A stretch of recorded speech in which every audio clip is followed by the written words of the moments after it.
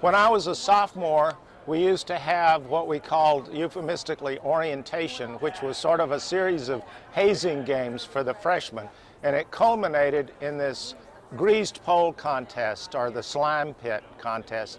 There was a pole that was out on where the lighted soccer field is now, I think, and it had this pit. We filled the pit with mud, and the pole was greased, and on top of the pole it had a beanie.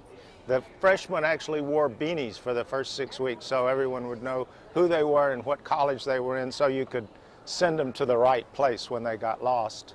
And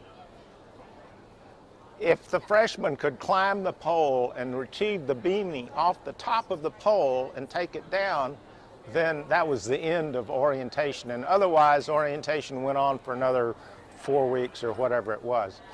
And in our year, the freshmen got clever and went and hired a helicopter and brought the helicopter in during the contest and reached out with long tongs like pinchers and pulled the beanie off the pole, or they thought they would, but we of course had figured out something was coming, and we had wired the beanie to the top of the pole so that it couldn't be removed at all, and they wound up tearing it in pieces, and they wound up with just a piece of a beanie. So we had to agree that a piece of the beanie counted.